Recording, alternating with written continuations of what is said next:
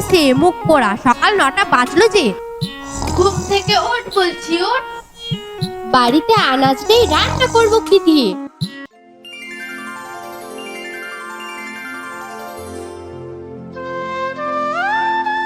কি হলো, কি চিল্লাইছো কেন? চিল্লাইছো মানে? ঘরে এক ফোঁটা চাল নেই কো, ডাল নেই কো। যাও বাজারে যাও, বাজার নিয়ে আসো গে।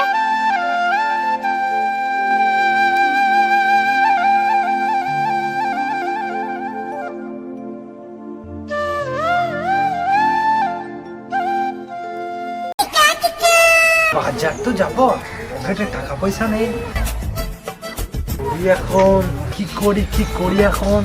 দেখি বাজার দিয়ে যাই, কাউকে টুপি পরাতে পারি কিনা।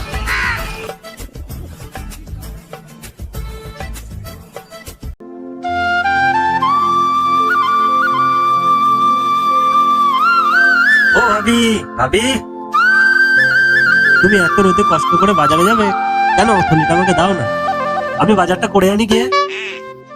অনেকটা পথ যেতে হবে তো, তাই লেগে বললুম। তুমি যাবে সুজন? এই নাও ভাই খুললি। তুমি বাজার থেকে 5 কেজি আলু আর 2 কেজি পেঁয়াজ আনবা, আর একটা 500 ওজনের রুই মাছ, আর 500 পটল, আর আদা রসুন নিয়ে আসবা।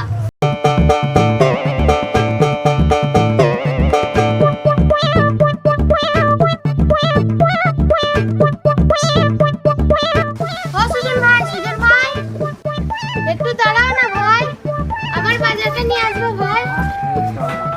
হ্যাঁ ভাবি, তাড়াতাড়ি দাও। যাও ভাবি যাও, তুমি বাড়ি চলে যাও, আমি বাজারটা নিয়ে তোমাকে দিয়ে আসবো।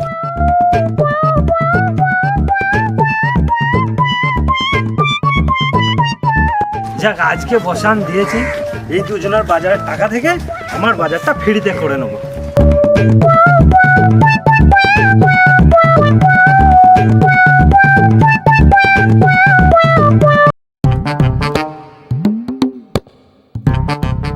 ও ভাই, পটল কত করে গো?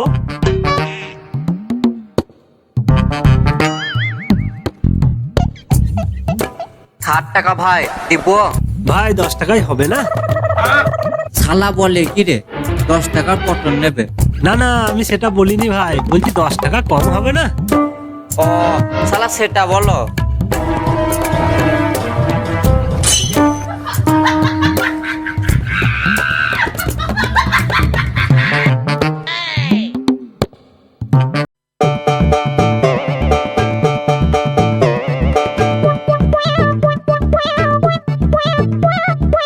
কই গো গিন্নি, লাও বাজারটা লাও। আরে আমার কিপটে কত বাজার এনেছে গো। হ্যাঁ গো, তুমি এত টাকা কোথায় পেলে গো? এত বাজার এনেছো? বউ, বুদ্ধি থাকলে ভাতের অভাব হয় না, বুদ্ধি করে ইনকাম করেছি। এটা ফ্রি বাজার রে। হ্যাঁ গো, কি ফ্রি বাজার গো? কেমন বুদ্ধি করে ইনকাম করলে গো? তাহলে শুনো বলছি, ওই অঙ্কিতা ভাবি আর কৃষ্ণা ভাবি আজকে আমাকে বাজার করতে দিয়েছিল, ওই টাকা থেকে আমাদের বাজারটা ফ্রি করে নিয়েছি। হ্যাঁ নয়, হ্যাঁ।